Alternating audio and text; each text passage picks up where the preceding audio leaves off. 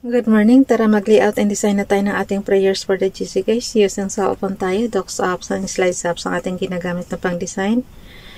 Yung apps na to, kung ikumpara nyo sa inyong computer, ito yung Docs apps parang Microsoft Word na rin. Tapos itong Slides apps parang Microsoft PowerPoint. Tapos yung Sheets apps parang Microsoft Excel. Kung ano yung natutunan nyo doon sa Microsoft Office na commands, i-apply nyo lang dito at pareho yan. Halos pareho. So, open natin yung ating November prayers for the GC. Dito tayo sa Docs apps muna. Okay, 06 November 2024. Ang ating font is Courier New. Size 14, text color ay yellow-green yan guys. And then yung highlight color is dark green. So, almost black na siya. Okay, dito muna tayo. Kasi ang pagpipilian yan, for example, itong highlight color. Ayan o, kung alin yung naka-check, yun. So, dark color siya na dark green siya. Pinaka-dark. So, almost black na nga. So, X lang natin yung format menu para makagawa na, nagawa ko na ito, babasahin ko na lang para mai-scroll down na natin. 06 November 2024 from Family GC. Yung mga gustong sumali sa Family GC guys, pakicontact yung aming founder, Harry B. De La Cruz, or yung mga admins, co-founder Muti, admins Roger Pacatang, Aileen Samarin, Aiki Akma, Sara Golingana, na Elsa Samerika, at ang inyong lingkod, Ralph Lion Pag-Vlogs.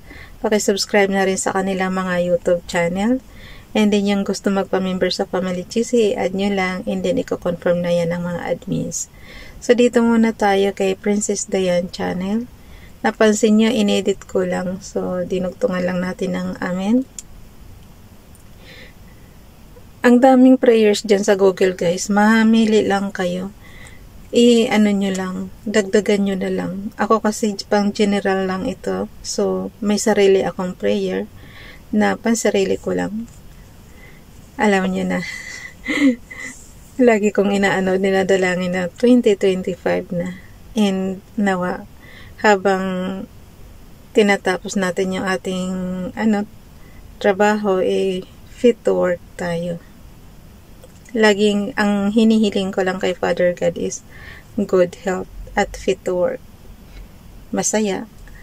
Yan ang importante sa lahat. Kasi alam nyo guys, pag hindi ka na masaya, boring na ang buhay. So kailangan lagi mong ipanalangin ka, Father God, na maging masaya ka, ano man ang ginagawa mo, ano man ang trabaho mo. I-ano mo yung sarili mo na maging masaya ka. Okay? Dito muna tayo kay Princess Diane channel. Paki-subscribe. The Lord is my shield. Prayer. Lord, be my shield in times of trouble, surrounding me with your divine protection. Amen. Yung Guardian Angel prayer naman. Guardian Angel, watch over me day and night. Guide my steps and protect me from harm. Amen. Dito naman tayo kay Ralph Lion Pag-Vlogs. Lord, be my shield in times of trouble. Inulit ko lang yung kay Princess Diane channel.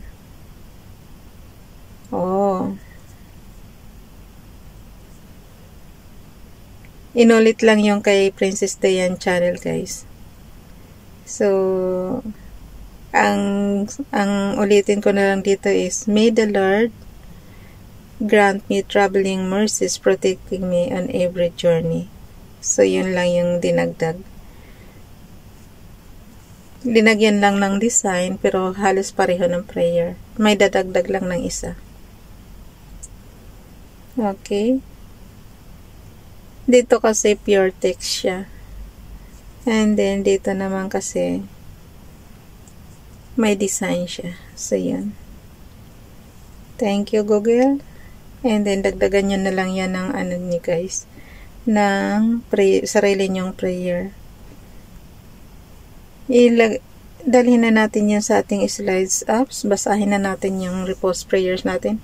Alam niyo, hindi ko alam kung yung last year or ano, may magkakapareho tayong prayer. Kaya nire-repose prayers ko yung ano, yung last year. Tapos kita nyo kahapon, di ba may 2022 pa. Ibig sabihin, nagre-repose prayers na talaga ako. Kahit last year pa. So, dito tayo sa ano, wala siyang 2022, 2023 lang. So, 3 columns siya. So, yan ang ano. Basahin ko lang yung mga prayers. Marami-rami ito, guys. Kay Princess Diane Channel, 3 siya. Philippians chapter 4 verse 6. Be careful.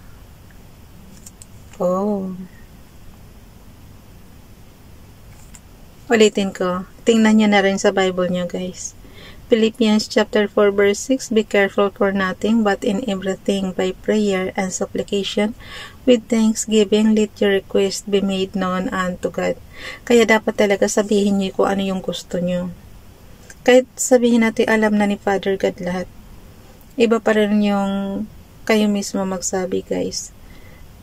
Lalo na pag makipag-usap kayo, dapat in a positive way. Yun ang natutunan ko eh. Dapat lagi mong dalangin is sa positive siya na pananalita. Okay, Psalms chapter 23 verse 3. He restored my soul. He leadeth me in the paths of righteousness for His name's sake. May isa pa. And he said, let me go, for the day breaketh. And he said, I will not let thee go, except thou bless me. Genesis chapter 32, verse 26. Dito naman tayo kay Ralph Lyon Pag-Vlogs. Sa Tanakh Bible niya to kinuha. Now these are the Shemot Bnei Israel, which came into Mitzrayim every year, and his bayis came with Jacob.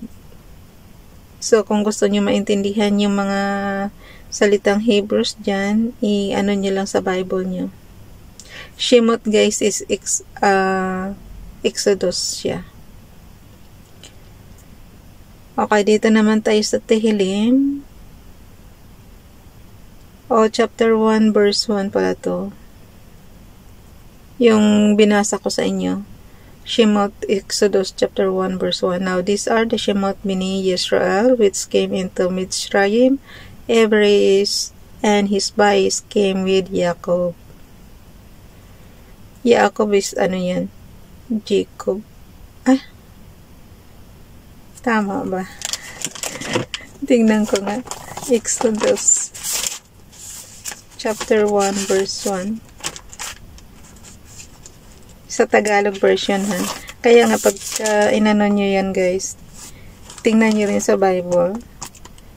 Ito ang mga anak ni Jacob. So, sabi ko sa inyo eh. Nakasama niyang pumunta sa Ehipto kasama sa kanilang sambahayan.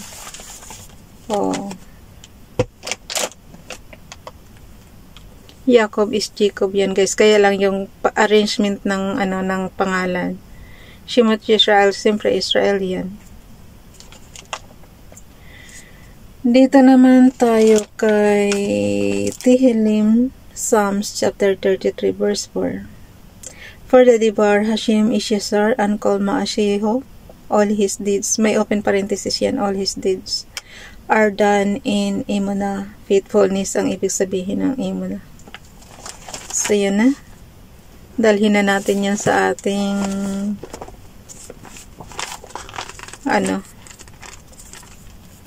tag nito sa ating storage room. Tinitingnan ko kasi yung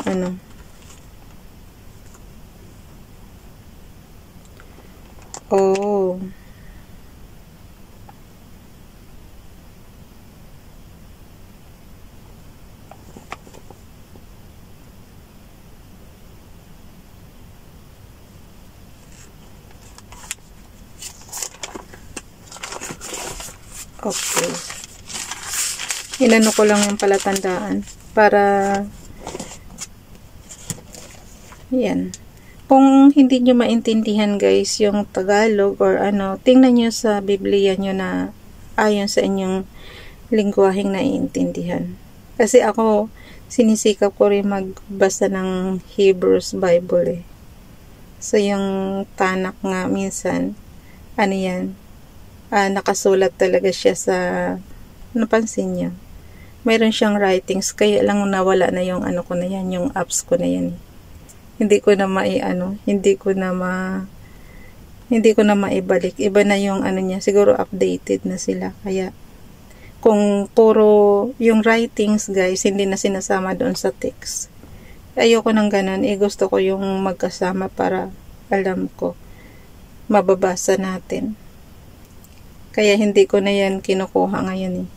So, last year, kinukuha natin yan. Ewan ko ba, ba't nabura yung ganong apps ko?